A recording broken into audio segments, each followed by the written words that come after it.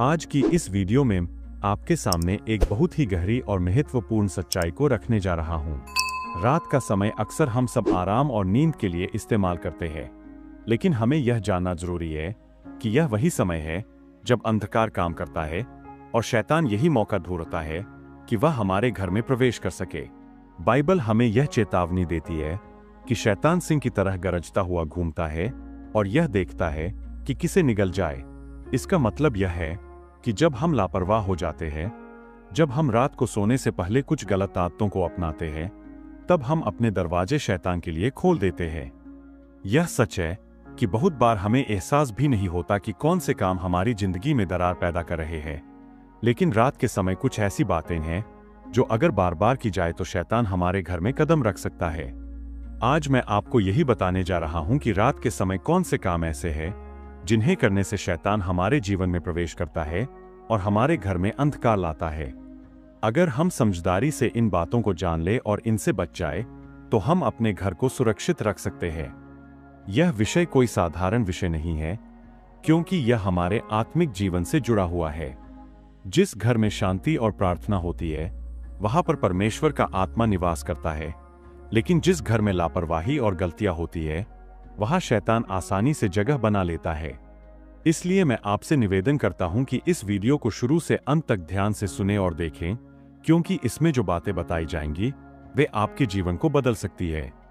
अगर आप इन्हें नजरअंदाज करेंगे तो शैतान आपके घर में प्रवेश करने का मौका पा जाएगा, लेकिन अगर आप इन्हें समझेंगे और इन्हें अपने जीवन से हटा देंगे तो आप देखेंगे कि आपके घर में शांति, आशीष और परमेश्वर की उपस्थिति भर जाएगी।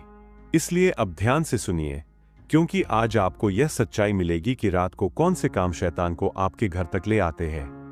और अंत में आपसे एक बात और कहना चाहता हूं, इस वीडियो को पूरा देखना और हमारे चैनल पर आकर बाकी संदेशों को भी जरूर देखना। अगर आपने अब तक हमारे चैनल को नया सदस्यता नहीं किया है तो अभी कर लीजिए, ताकि हर नया संदेश और हर नई शिक्षा सबसे पहले आप तक पहुंच सके। सबसे पहला काम जो रात को सोने से पहले शैतान को हमारे घर में आने का रास्ता देता है, वह है बिना प्रार्थना किए सो जाना। दिन भर चाहे इंसान कितना भी थक जाए, लेकिन अगर वह रात को बिना परमेश्वर को धन्यवाद दिए, बिना उसकी सुरक्षा मांगे और बिना उसके नाम को पुकारे सो जाता है, तो यह उसकी सबसे बड़ी गलती होती है। शैतान को सबसे ज्यादा यही मौका चाहिए होता है कि इंसान अपने प्रभु को भूल जाए और थकान या आलस्य की वजह से प्रार्थना छोड़ दे। प्रार्थना केवल एक धार्मिक रीति नहीं है, बल्कि यह हमारे आत्मा की सांस है।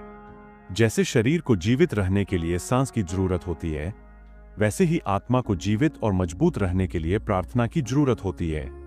जब कोई परिवार प्रार्थना करता है तो उस घर पर स्वर्गदूत सुरक्षा का घेरा बनाते हैं, लेकिन जब कोई परिवार बिना प्रार्थना किए सो जाता है तो वह घर आत्मिक रूप से खाली हो जाता है और शैतान उसी खालीपन का फायदा उठाता है।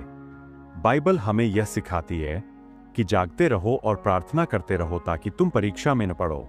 इसका मतलब यह है कि अगर हम सोने से पहले प्रार्थना नहीं करते तो हम खुद अपने घर का दरवाजा शैतान के लिए खोल देते हैं। जब हम परमेश्वर का नाम पुकारते हैं तो उसका सामर्थी हाथ हमें ढक लेता है, लेकिन जब हम चुप हो जाते हैं और सोने चले जाते हैं तो शैतान को लगता है कि अब यह परिवार कमजोर है और इस पर हमला किया जा सकता है। इसलिए हर बार जब आप सोने जाए, चाहे आप कितने भी थके हों, कुछ पल निकालकर अपने प्रभु का धन्यवाद करें। कहें कि हे प्रभु, आज का दिन देने के लिए धन्यवाद। मेरी रक्षा कर, मेरे घर को आशीष दे और इस रात मुझे सुरक्षित रख। यह छोटी सी प्रार्थना भी शैतान को आपके घर से दूर भगा देती है।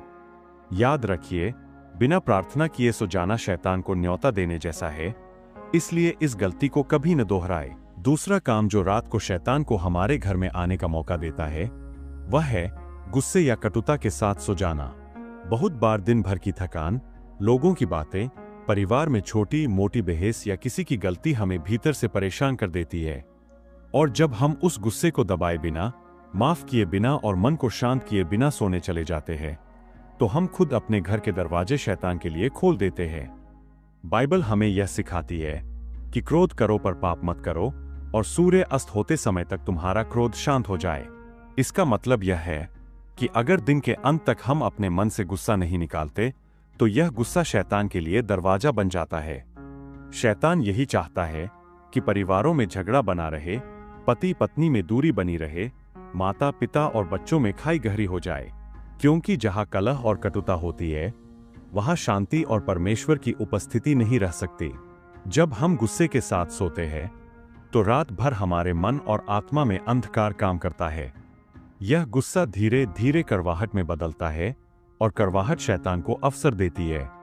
शैतान उन घरों में पैर रखता है जहां लोग एक दूसरे को माफ नहीं करते, जहां छोटी छोटी बातें बड़ी दीवारें खड़ी कर देती है। आप सोचिए, अगर पति और पत्नी आपस में माफ नहीं करते और गुस्से के साथ सोते हैं, तो उस घर में रात भर तनाव, बेचैनी और भारीपन क्यों बना रहता है? क्योंकि शैतान उस माहौल को अपना बनाता है। अगर हम सच में अपने घर को शैतान से बचाना चाहते हैं, तो हमें हर रात यह ठानना होगा कि चाहे दिन में कितना भी विवाद हुआ हो, सोने से पहले सबको माफ करेंगे और शांति से रहेंगे।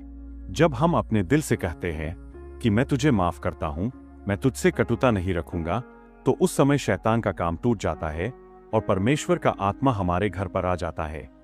याद रखिए, गुस्से को पकड़े रहना शैतान को न्योता देना है, लेकिन माफ करना और शांति से सोना परमेश्वर को अपने घर में बुलाना है। इसलिए कभी भी रात को गुस्से और कटुता के साथ न सोए। शैतान यही चाहता है कि आप यह गलती करें, लेकिन आप यह ठान लीजिए कि हर रात शांति और क्षमा के साथ ही सोएंगे। तीसरा काम जो रात को शैतान को हमारे घर में प्रवेश दिलाता है, वह है पापी और अपवित्र आदतों के साथ सो जाना।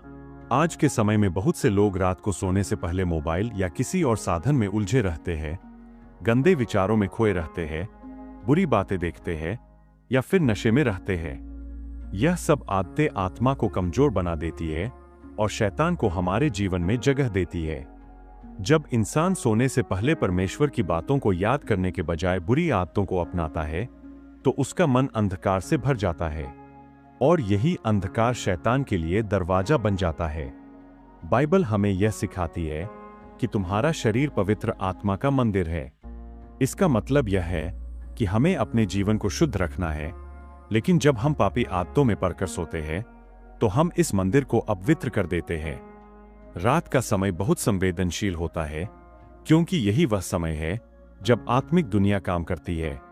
अगर हम पाप में सोएंगे, तो सपनों में, विचारों में और हमारे घर के वातावरण में शैतान अपना काम करेगा। लेकिन अगर हम पवित्र जीवन जीते हुए सोएंगे, तो परमेश्वर का आत्मा हमारी रक्षा करेगा और हमें शांति देगा। सोचिए, अगर कोई इंसान सोने से पहले केवल गंदे विचारों में खोया रहे या केवल नशे में धुत होकर सो जाए, तो वह आत्मिक रूप से कितना कमजोर होगा।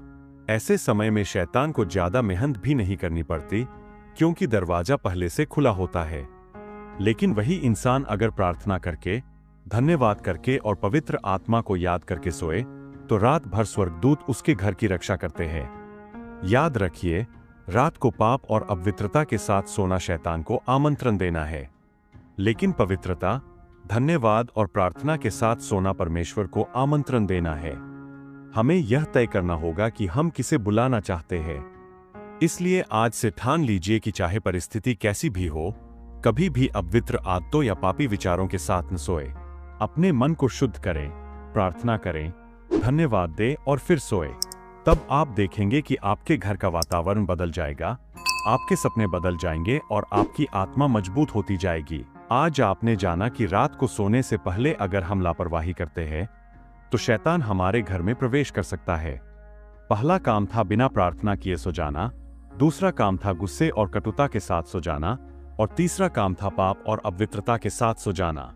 ये तीनों ही बातें बहुत साधारण लग सकती है, लेकिन इनके परिणाम हमारे आत्मिक जीवन और हमारे घर के वातावरण पर गहरे असर डालते हैं। शैतान कभी भी सीधे दरवाजा तोड़कर नहीं आता, बल्कि वह हमारी छोटी छोटी गलतियों का उपयोग करता है और उन्हें सीढ़ी बनाकर हमारे घर में प्रवेश कर लेता है। लेकिन परमेश्वर हमें यह नहीं चाहता कि हम डर में जिए। वह चाहता है कि हम जागरूक रहें और अपने जीवन को पवित्र बनाएं। जब हम सोने से पहले प्रार्थना करते हैं, जब हम क्षमा करके शांति से सोते हैं और जब हम पवित्रता और धन्यवाद के साथ बिस्तर पर जाते हैं, तो शैतान को कोई भी रास्ता नहीं मिलता। उसके विपरीत हमारे घर पर परमेश्वर की उपस्थिति उतरती है, स्वर्गदूत हमारे चारों ओर पहरा देते हैं और हम शांति में सोते हैं। यही वह जीवन है जो प्रभु चाहता है कि हम जिए। आप सोचिए, जब कोई परिवार रात को सब मिलकर प्रार्थना करता है, एक दूसरे को क्षमा करता है और धन्यवाद के साथ सोता है, तो उस घर में सुबह कैसी ताजगी और आनंद होता है। वहीं जब कोई परिवार बिना प्रार्थना, बिना क्षमा और अपवित्र आदतों के साथ सोता है, तो वह घर बोझ, कलह और बेचैनी से भरा रहता है। इसलिए आज निर्णय आपका है कि आप अपने घर में किसे बुलाना चाहते हैं। याद रखिए, शैतान सिर्फ वही प्रवेश करता है जहां उसे दरवाजा खुला मिलता है। अगर आप अपने दरवाजे बंद कर देंगे और अपने घर को परमेश्वर के हाथ में सौंप देंगे, तो शैतान चाहे जितनी कोशिश कर ले, वह अंदर नहीं आ पाएगा। तो आज से यह ठान लीजिए कि हर रात सोने से पहले प्रार्थना करेंगे, क्षमा करेंगे और पवित्र रहेंगे। और देखिएगा, परमेश्वर की शांति, उसकी आशीष और उसकी उपस्थिति आपके घर को भर देगी। अगर यह संदेश आपके जीवन के लिए आशीष बना है, तो इसे अंत तक याद रखें।